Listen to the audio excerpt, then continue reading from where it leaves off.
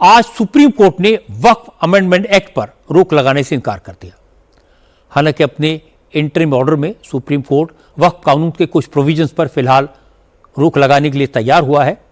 Chief justice B R. Gavai और justice AG. मसीह की bench ने कहा कि संसद से पास कानून पर स्टे की कोई जरूरत नहीं दिखती, लेकिन कानून की कुछ धाराओं पर विचार करने की जरूरत है। वक्फ अमेंडमेंट एक्ट के मुताबिक वक्फ प्रॉपर्टी का वेरिफिकेशन का अधिकार कलेक्टर को दिया गया था, लेकिन सुप्रीम कोर्ट ने कहा कि सेपरेशन ऑफ पावर के तहत एग्जीक्यूटिव यानी कार्यपालिका को यह अधिकार नहीं दिया जा सकता कि वो आम नागरिकों के हक पर फैसला करे। इसलिए यह अधिकार वक्फ ट्राइब्यूनल या हाई कोर्ट और उससे ऊपर की अदालत के पास ही रहेगा। एक्ट में प्रोविजन यह है कि जो व्यक्ति 5 साल से इस्लाम को फॉलो कर रहा हो वही प्रॉपर्टी वक्फ को डोनेट कर सकता है, लेकिन कोर्ट ने कहा जब तक सरकार इस पर रूल फ्रेम नहीं कर देती तब तक इस प्रोविजन पर रोक रहेगी। इसके अलावा कोर्ट ने कहा कि सेंट्रल वक्फ काउंसिल के 20 मेंबर्स में से अधिकतम 4 मेंबर्स ही गैर मुस्लिम होने चाहिए। इसी तरह राज्य वक्फ बोर्ड के 11 मेंबर्स में से मैक्सिमम 3 सदस्य गैर मुस्लिम होने चाहिए।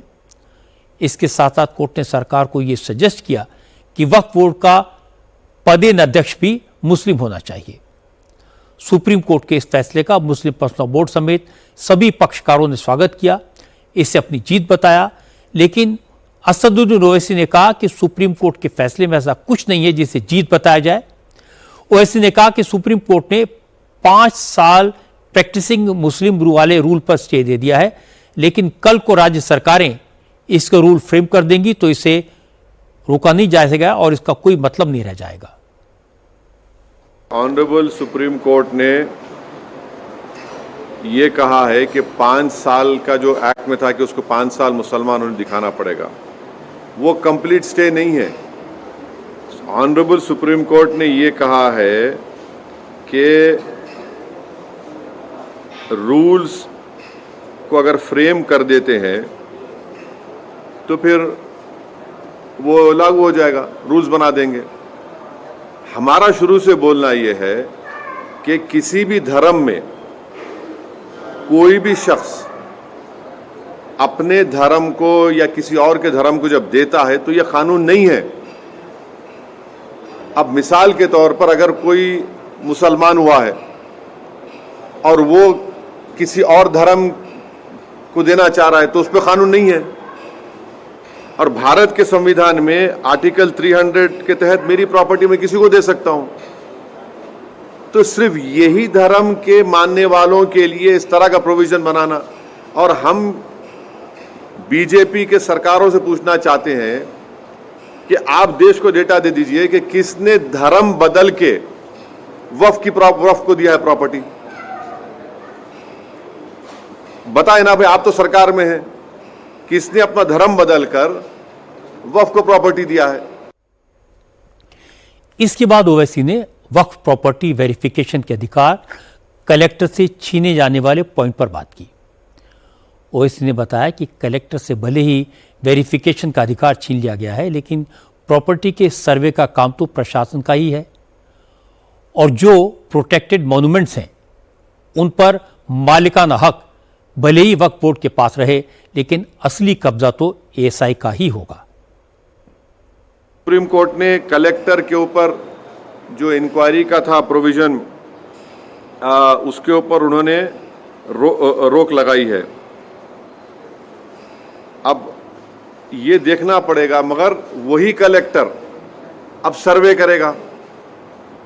सर्वे का पावर तो कलेक्टर के पास है। आज की तारीख में वक्फ प्रॉपर्टीज का सर्वे यानी एक्ट बनने से पहले सर्वे कमिश्नर करता था, जो हायरार्की में कलेक्टर से सीनियर है, जो इंडिपेंडेंट है, मगर सर्वे तो कलेक्टर करेगा। एएसआई के ऊपर गवर्नमेंट ने ये कह दिया कि अब एएसआई की जो प्रोटेक्टेड मॉन्यूमेंट होगा वक्फ वो प्रॉपर्टी नहीं रहेगी। तो मैं तो लूज कर दिया ना अपनी प्रॉपर्टी को। भाई ये प्रोटेक्टेड मॉन्यूमेंट है, मस्जिद है, मगर ओनर वक्फ है। आप बोल दिए नहीं, अब सरकार ने कह दिया उसको 3D को कि नहीं, cannot be declared as Waqf. Religious practice चलते रहेगी, मगर वक्फ मालिक नहीं रहेगा, उसका एएसआई मालिक हो जाएगा। जो सुप्रीम कोर्ट ने वक्फ इवैक्यू प्रॉपर्टीज के बारे में भी स्टे नहीं दिया, आप पूरे वेस्टर्न उत्तर प्रदेश में चले जाइए, पंजाब में, हरियाणा में, अब उसका मालिक वक्फ नहीं रहेगा, उसका मालिक तो गवर्नमेंट हो जाए, कलेक्टर हो जाएगी। इसके बाद ओवैसी ने वक्फ बोर्ड और वक्फ काउंसिल में नॉन मुस्लिम मेंबर्स और वक्फ बोर्ड के सीईओ के मुस्लिम होने के सुप्रीम कोर्ट के सुझाव पर बात की। ओवैसी ने कहा कि कोर्ट ने मुस्लिम सीईओ नियुक्त करने का फैसला सरकार पर छोड़ दिया है, लेकिन बीजेपी सरकार से कोई कैसे उम्मीद कर सकता है कि उस सुझाव को ईमानदारी से लागू करेगी। सीईओ को सुप्रीम कोर्ट ने कहा कि एज फार एज पॉसिबल मुसलमान सीईओ को बनाइए। गवर्नमेंट क्या करेगी कि कोई कैपेबल मुसलमान हमको मिला ही नहीं। As far as possible supreme court ने गवर्नमेंट कहे हम तो मिला ही नहीं हमको। अरे भाई, जो पार्टी टिकट नहीं देती मुसलमानों को, जिसके पास एक मुस्लिम एमपी नहीं है, वो मुस्लिम ऑफिसर को बनाएगी। इंटेलिजेंस ब्यूरो में कितने मुस्लिम ऑफिसर है बताइए। अब आप बोलेंगे देखिए सिक्योरिटी में बात कर रहे, मैं एग्जाम्पल देने के लिए कह रहा हूं। ओवैसी की बातें सुनने के बाद, कोर्ट के फैसले को डिटेल में स्टडी करने के बाद मौलानाओं का रुख भी बदला। जो मुस्लिम संगठन दोपहर तक सुप्रीम कोर्ट के फैसले को अपनी जीत बता रहे थे, शाम होते होते वो भी कहने लगे कि कोर्ट का ये अंतरिम फैसला मायूस करने वाला है। जमीयत उलमाए हिंद के मौलाना महमूद मदनी ने कहा कि वक्फ बाय यूजर से संबंधित अदालत के कमेंट चिंताजनक हैं। मस्जिदों और कब्रिस्तानों की सुरक्षा तब तक सुनिश्चित नहीं हो सकती जब तक वक्फ बाय यूजर के सैद्धांतिक पक्ष को स्वीकार न कर लिया जाए। मैं आपको बता दूं कि वक्फ बाय यूजर का मतलब होता है अगर किसी संपत्ति पर लंबे वक्त से वक्फ का कब्जा है तो उसे वक्फी प्रॉपर्टी माना जाएगा, फिर चाहे वक्फ बोर्ड के पास उस संपत्ति के कागजात हों या ना हों।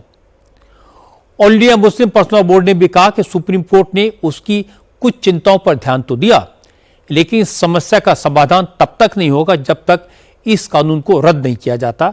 इसलिए आज के फैसले से निराशा हुई। दूसरी तरफ सरकार सुप्रीम कोर्ट के फैसले से खुश है।